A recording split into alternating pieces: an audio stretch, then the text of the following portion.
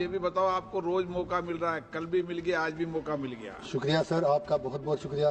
Tihar jail سے آ رہا ہوں تو اس لیے آپ کو دل بڑا کرنا پڑے گا، کیا کریں، میرے دل پر کیا گزرتی ہے میں ہی جانتا ہوں۔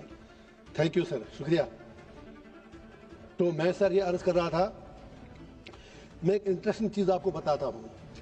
یہاں پہ صحیح ہمارے ساتھیوں نے کہا کہ جب فیسٹیول سیزن ہو یا کوئی ایمرجنسی ہو تب کرایہ بڑھتا ہے، تو وہ ایک اس میں اپنا لاجک دیتے ہیں یہ ایئر لائنس والے۔ تو میں سر یہ عرض کر رہا تھا، میں ایک انٹرسٹنگ چیز آپ کو بتاتا ہوں۔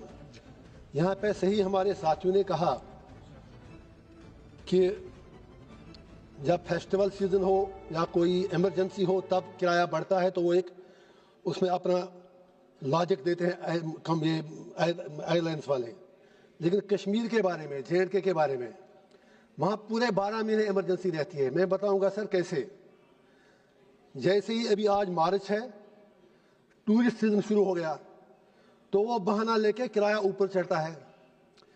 پھر اگر ہم یہ ایکسپیکٹ کریں کہ سردیاں آئیں گی، کرایہ بڑھے گا، لیکن پھر وہاں برف باری ہوتی ہے، پھر وہ بہانہ کر کے اس سے ڈبل کرایہ چلتا ہے، تو پورے 12 مہینے وہاں پہ ایمرجنسی رہتی ہے۔ تو there is a lot of need to regulate air fares, جو سب نے کہا۔ اسی طرح سے سر دوسری میری یہ ریکویسٹ ہے، 2 قسم کے پیسنجرز ہوتے ہیں، ایک ہیں جو بڑے لوگ ہیں who can afford، دوسرا سر عام آدمی، وہ تبھی جاتا ہے جہاز میں جب اس کو کوئی emergency who, most of the times, لیکن اس وقت اچانک اس کا کرایہ بہت زیادہ اوپر ہوتا ہے، جیسے ابھی سارے ساتھیوں نے کہا۔ اب تو رشید صاحب زمانہ پریورتن ہو گیا ہے سر ایئرپورٹ پہ، اب سامانیہ ویکتی بھی جانے لگا ہے۔ ہاں، غلط تو نہیں کہہ رہا میں؟ ارے سر کوئی نہیں جناب۔ تو میں سر یہ عرض کر رہا تھا، تھینک یو سر، تو میں یہ ریکویسٹ کر رہا تھا سر کہ ایک عام آدمی کو تب جہاز کی ضرورت پڑتی ہے جب بہت ہی زیادہ ایمرجنسی ہو۔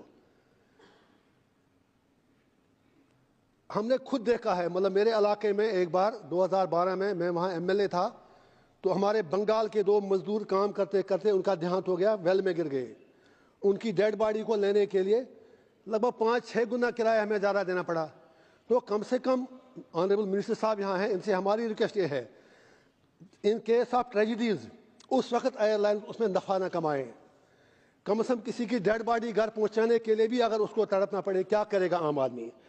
اسی طرح سے سر جو ایئرپورٹس پر کھانے پینے کی چیزیں ہیں، باہر آپ چائے کا کپ 100 روپے میں پی لیں، وہی اندر آپ کو 1000 میں بنے گا۔ اتنا بھی کون سا طوفان ہے کہ سارا کچھ اب ایک طرف ہم کہتے ہیں عام آدمی کی سرکار، عام آدمی کے لیے سب کچھ ہے، تو اس کو دیکھنے کی ضرورت ہے۔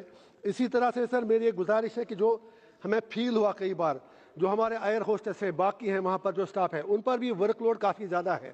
May be they are not able to express themselves for various reasons, تو اس پر بھی دیکھنے کی ضرورت ہے۔ تو اسی کے ساتھ ساتھ سر ہماری یہ گزارش ہے کہ جو لگ رہا ہے کہ جو ہماری ایئر لائنس کمپنیاں ہیں وہ بلیک میلنگ کر رہی ہیں ایک کسٹمر کے ساتھ، اس کو ہر حال میں ریگولیٹ کرنے کی ضرورت ہے۔ اور جب ایئرپورٹ پہ جاتے ہیں ایک دہشت کا ماحول لگتا ہے ان کو دیکھ کر، مطلب ایک عام آدمی کو لگتا ہے کہ جیسے مجھے قید کیا جا رہا ہے۔ مطلب تھوڑا they should be a bit human. اس کے لیے اگر منسٹر صاحب کریں گے تھوڑا، جو مطلب ہمارے سٹاف ہیں، باقی لوگ وہاں پر ہیں، وہ عام آدمی کے ساتھ تھوڑا کارڈیل رہیں، چاہے سیکورٹی فورسز ہیں وہاں پر، باقی لوگ ہیں، عام آدمی کو لگنا چاہیے کہ نہیں میں کسی اپنے کام کے لیے جا رہا ہوں، نہیں کہ میں کسی قید خانے میں جا رہا ہوں۔ تو میری ہی کچھ گزارشات ہیں، اور اس کے علاوہ میری گزارش ہے لاسٹ پہ اپنے منسٹر صاحب سے کہ ہمارے کچھ ایریاز کٹ آف ایریاز ہیں جہاں پر سر 6-6 مہینے کیا کہتے ہیں مطلب گاڑی نہیں جاتی ہے، جیسے کرنا ہے، گریس ہے، کیرن ہے، مچھل ہے، تو ان جگہوں کے لیے ہیلی کاپٹر سروس ریگولر بیسس پہ اگر چلی جائے بہت مہربانی ہوگی، کم سے کم 6 مہینے کے لیے جب برف باری ہوتی ہے۔ اس پر ضرور ایک کنسیڈر کریں فار کرنا، Karen, Mitchell and Grace. We shall be really grateful. سارا کشمیر ان کو دعائیں دے گا۔ تھینک یو سر، بہت بہت شکریہ۔